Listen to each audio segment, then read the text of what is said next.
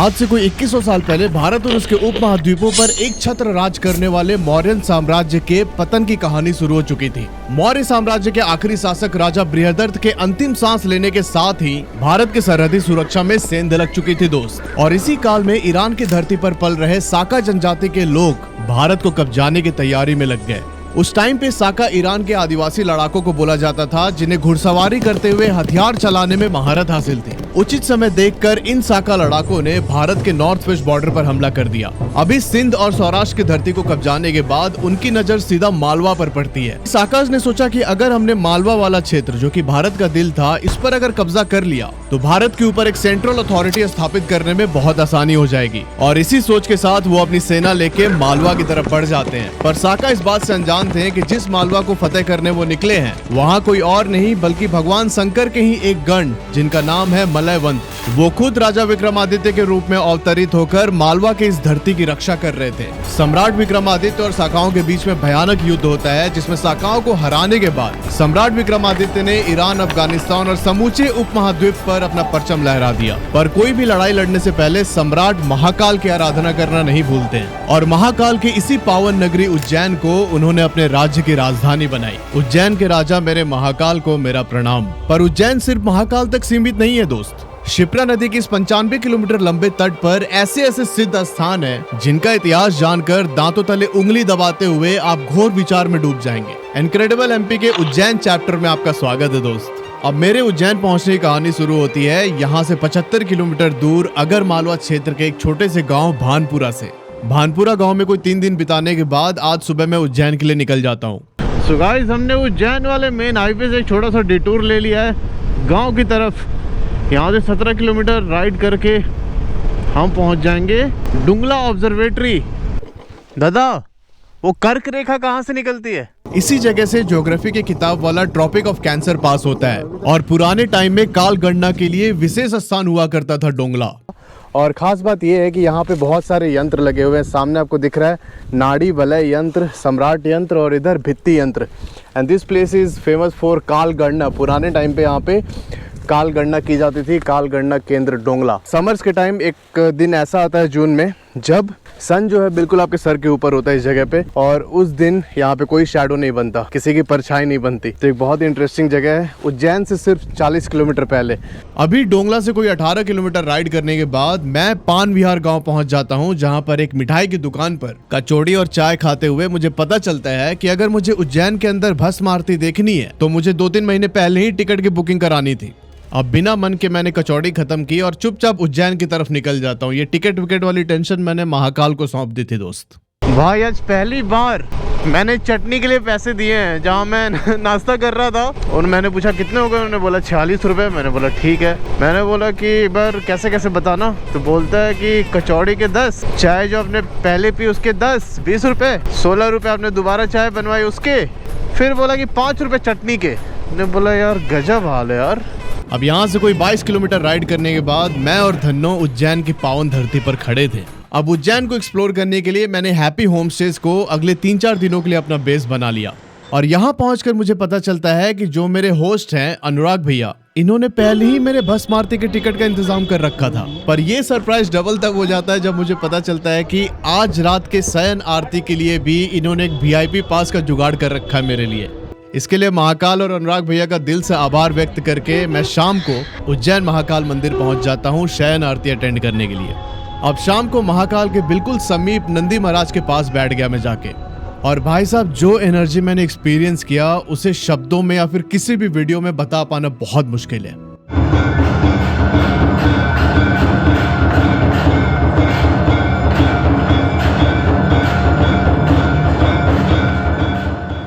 महाकाल से बहुत देर तक मेरा आई कांटेक्ट हुआ और ऐसा लगा कि उन्होंने जैसे मुझे अपना लिया हो। आंख में आंसू थे और मन एकदम खाली। अभी सुखद अनुभव को अपने अंदर सजो के अगली सुबह भस्म आरती अटेंड करने के बाद मैं तैयार था उज्जैन के कुछ बेहद ही सिद्ध स्थानों को एक्सप्लोर करने के लिए। अब देखो, मुझे ना महाकाल मंदिर और यहाँ के एक सिक्योरिटी गार्ड के साथ हुए एक ऐसे इंसिडेंट्स के बारे में भी आपको बताना है जिसे सुनकर मेरा दिमाग हिल गया भाई। पर वो मैं आपको आगे वीडियो में बताऊंगा। अच्छा, जो ये महाकाल का मंदिर है ये विराजमान है महाकाल कॉरिडोर के अंदर।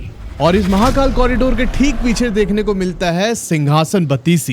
आई एम श्योर आप लोगों ने विक्रम बेताल की स्टोरीज में सिंहासन बत्तीसी का नाम जरूर सुना होगा। इसी सिंहासन पर बैठकर राजा विक्रमादित्य अपने राज्य में न्याय किया करते थे।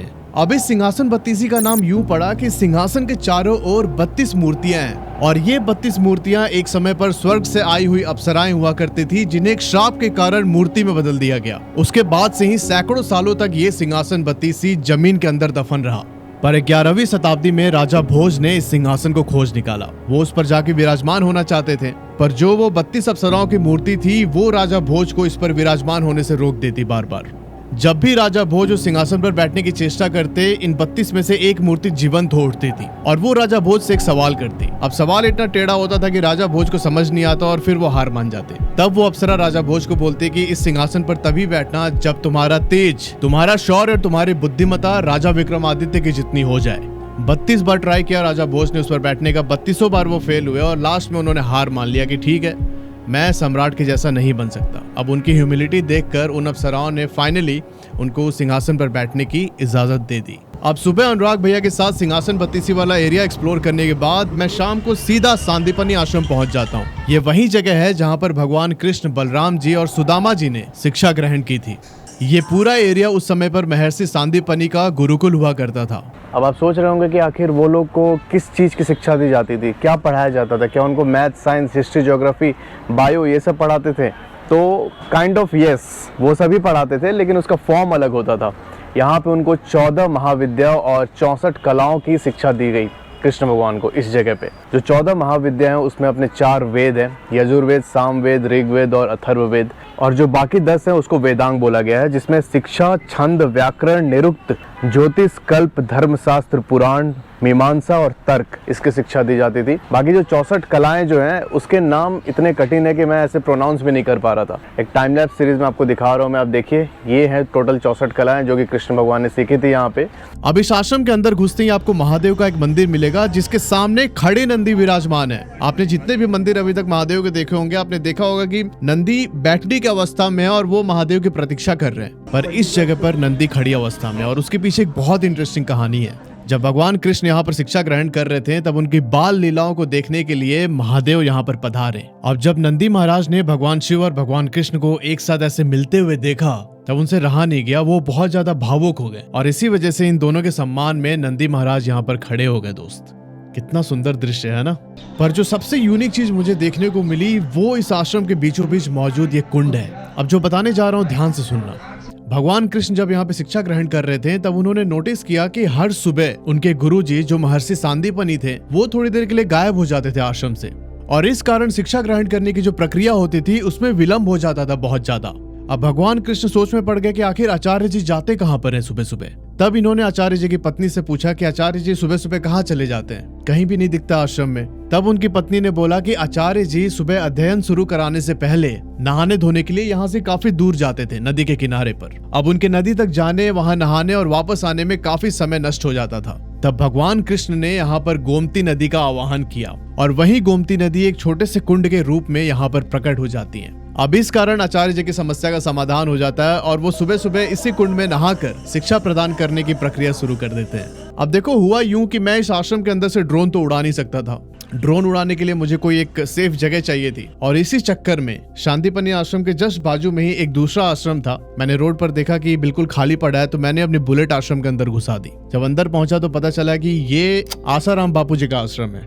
अब मुझे पता है आसाराम बापू का नाम सुन के आपके दिमाग में एक वो केस स्ट्राइक कर गया होगा कि उनको रेप केस में फंसाया गया था और अरेस्ट किया गया था। पर यहाँ पर उनके एक कोर मेंबर से मेरी बात हुई। आसाराम बापू के टीम के कोर मेंबर थे संजय भार्गव जी, और उनसे बातचीत करके जो सच्चाई, जो हिडन ट्रुथ मुझे पता चली वो मैंने एक अलग पॉडकास्ट रिकॉर्ड करके इस चैनल पर अपलोड किया हुआ है। आप इस वीडियो के बाद जाकर उसको जरूर देखना।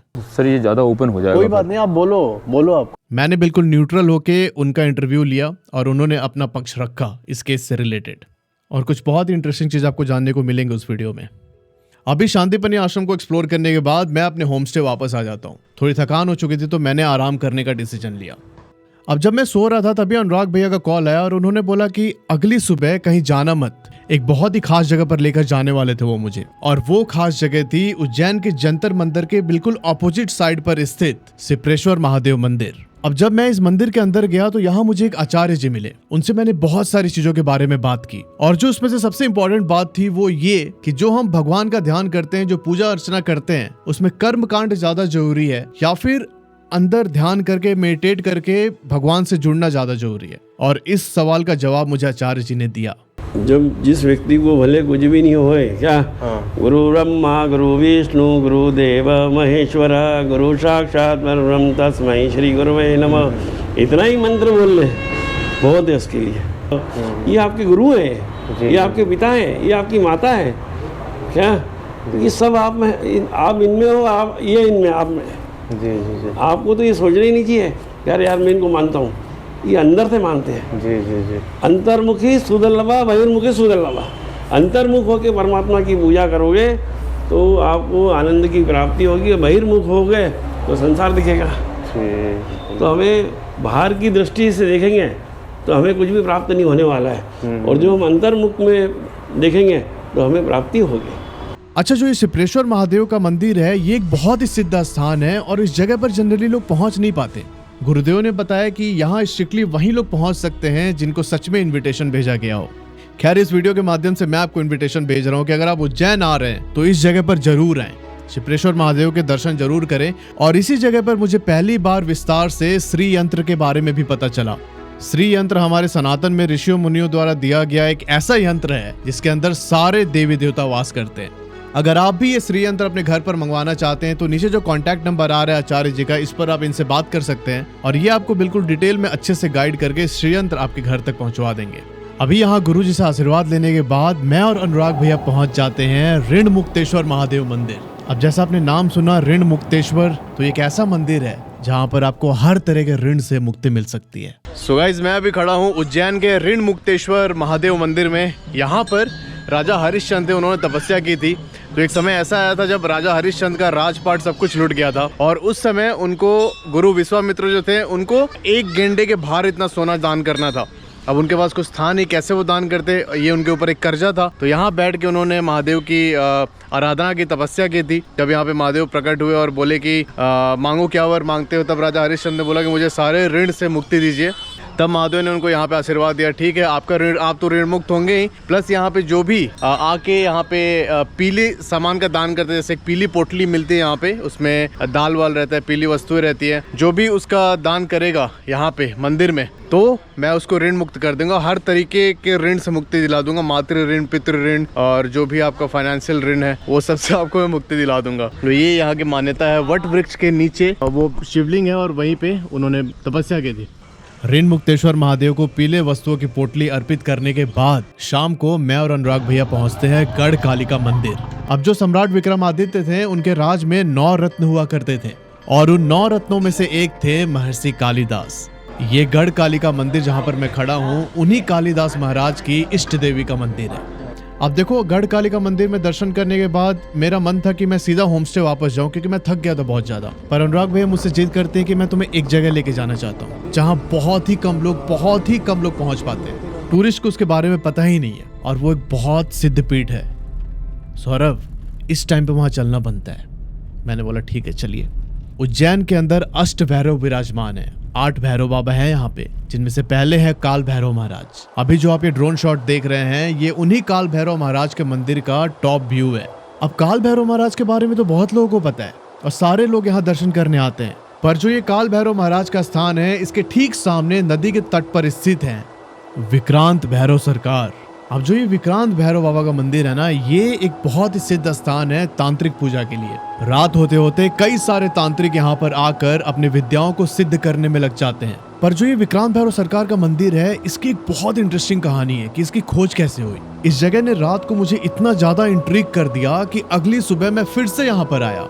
1960 की बात है दोस्त। इस जगह पर गोविंद प्रसाद कुकरेती नाम के एक व्यक्ति हुआ करते थे। गोविंद जी काल भैरव महाराज के उपासक थे। अच्छा, उनका एक सेट रूटीन था, वो पहले जाके काल भैरव महाराज के दर्शन करते हैं, उसके बाद गढ़ कालिका माता के दर्शन करने के बाद अपने घर को वापस जाते थे।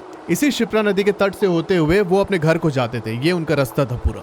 अब इस दौरान गोविंद जी काल भैरव महाराज से सिर्फ यही प्रार्थना करते थे कि मुझे एक ऐसा स्थान दीजिए महाराज जहाँ पर मैं बैठ के आपकी आराधना कर सकूं, मतलब वहां मुझे कोई डिस्टर्ब ना करे और मुझे एक दैवीय अनुभूति हो, ऐसी जगह मुझे बताइए। और फिर एक रात जब वो काल भैरव महाराज के दर्शन करके वापस अपने घर जा रहे थे, तब वो देखते हैं जहाँ पर अभी विक्रांत भैरव जी का मंदिर है, उस समय तक कोई मंदिर कुछ नहीं था, बिल्कुल ऐसे सुनसान पड़ा था ये जगह।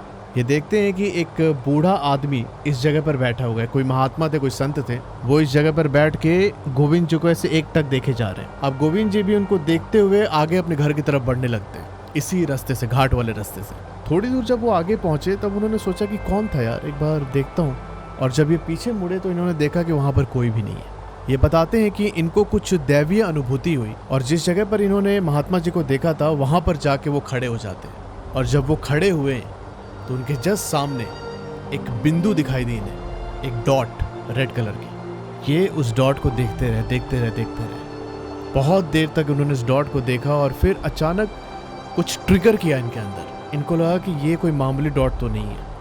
गोविंद जी उस बिंदु के पास पहुंचकर अपने हाथ से उसे साफ करने लगे और जब साफ कर रहे थे तो उन्होंने देखा कि ये सिर्फ एक बिंदु नहीं है भाई, ये तो एक बहुत बड़ी पेंटिंग दिख रही है। ये नदी के पास गए, अपना रुमाल भिंगाया उसकी पानी में और अपने रुमाल से इस पूरी जगह की सफाई की इन्होंने। और सफाई करने के बाद इन्होंने पाया कि यहाँ पर विक्रांत भैरव महाराज की मूर्ति है। गोविंद प्रसाद जी जिस स्थान के लिए काल भैरव महाराज से प्रार्थना कर रहे थे, उनको वो स्थान मिल चुका था। उन्होंने इस जगह को अपनी तपस्थली बनाई, यहाँ पर बहुत सारी सिद्धियां प्राप्त की और बाद में बाबा डबराल के नाम से वो प्रसिद्ध हो गए। एक और इंसिडेंस यहाँ पे हुआ था, दिवाली की रात थी, बिल्कुल घनघोर अंधेरा और बहुत तेज हवा चल रही थी इस जगह पर। गोविंद जी ने विक्रांत भैरव महाराज के सामने एक दीपक जलाया और दीपक जलाकर अपने घर की तरफ जाने लगे। अब हवा इतनी तेज थी कि इनको टेंशन हो गई कि यार कहीं दीपक बुझ ना गया हो। तो जब ये पीछे मुड़कर देखें कि दीपक कहीं बुझ तो नहीं गया है, अब ये पाते हैं कि वो पूरा अंधेरा स्थान जो था पहले हजारों दीपक से जगमगा रहा है। तो कुछ ऐसी कृपा हुई विक्रांत भैरव महाराज की गोविंद प्रसाद उर्फ बाबा डबराल पर मुझे कभी इस जगह के बारे में पता नहीं चलता अगर अनुराग भैया मेरे साथ ना होते तो। खैर अगला दिन मेरा आखिरी था उज्जैन में, इसके बाद मुझे महेश्वर निकलना था। पर उस आखिरी दिन पर मैंने भरथरी गुफा के दर्शन किए। अब जो भरथरी गुफा है ये राजा भरथरी को डेडिकेटेड है। राजा भरथरी राजा विक्रमादित्य के बड़े भाई हुआ करते थे। इस गुफा में रह के उन्होंने 12 साल तक तपस्या की थी दोस्त।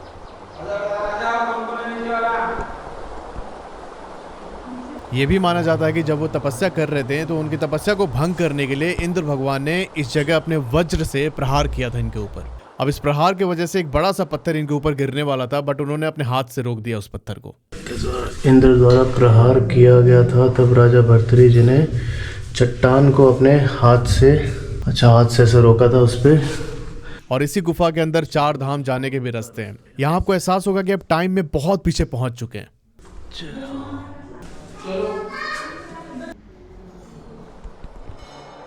अब भरथरी गुफा में थोड़ी देर बैठने के बाद मैंने शाम को शिप्रा घाट के किनारे पर आरती अटेंड की और इसके साथ ही उज्जैन को एक्सप्लोर करने का मेरा कार्यक्रम समाप्त हुआ।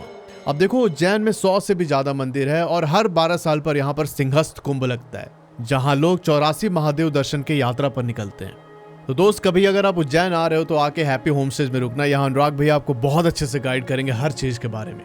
अच्छा, अब मैं आपको उस घटना के बारे में बताता हूँ जो महाकाल मंदिर में इस सिक्योरिटी गार्ड के साथ हुआ था, जिसके बारे में मैंने पहले डिस्कस किया था। अब ये कहानी मुझे किसी ने बताया, इसका मैं प्रमाण नहीं दे सकता आपको, तो अपने बिहाफ पे आप रिसर्च कर लेना। तो हुआ यूं कि जो बाबा महाकाल का मंदिर है, सुबह भस्म आरती करने से पहले इस मंदिर का मुख्य द्वार जब खोला जाता है, जहाँ पर बाबा विराजमान है, तो ऐसी मान्यता है कि कभी भी द्वार खोलने के समय डायरेक्ट मंदिर के अंदर नहीं देखते लोग। जो भी द्वार खोलता है तो वो साइड में ऐसे होके साइड में देखते हुए द्वार को खोलता है। मानते हैं कि उस समय तक बाबा जो है शमशान में विराजमान करते हैं और पट खोलने के बाद यहाँ पर वापस आ जाते हैं मंदिर के गर्भगृह में। तो एक सिक्योरिटी गार्ड यहाँ पर नया अपॉइंट हुआ था, जिसे दरवाज़ा खोलने का काम दिया गया था। अब उसे शायद इस बारे में नहीं पता था या फिर पता नहीं क्या पता होगा, उसे ध्यान नहीं होगा उस समय। अब इसने सुबह गर्भगृह की तरफ देखते हुए दरवाज़ा खोला, मंदिर का पट खोला, और भाई जैसे ही दरवाज़ा खोलता है उससे ना बहुत तेज रोशनी वाइट कलर की इसके आंखों को बिल्कुल वैसे कर देती है, ब्लाइंड कर देती है। सिक्योरिटी गार्ड ने बताया कि बहुत ही ज़्यादा चमकदार रोशनी इसके मुंह पर पड़ी और उसका इम्पैक्ट इतना ज़्यादा था कि ये पीछे जाके गिर गया। तो महाकाल की जो एनर्जी है ये यार, मतलब साक्षात अपने स्वरूप में आ जाए तो ये सबसे बर्दाश्त नहीं हो पाएगी उनकी एनर्जी।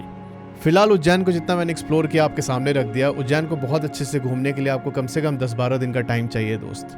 मिलते हैं आपसे अगले वीडियो में, जहाँ पर आपको मैं मांडू लेकर चलूँगा। एक हिस्टोरिकल टाउन और एक बहुत ही हिडन प्लेस एमपी का। तब तक के लिए अपना ध्यान रखना। हर हर महादेव, जय श्री महाकाल। और अगर यार वीडियो पसंद आए तो एक कमेंट और एक लाइक जरूर करना आप लोग। Bye bye.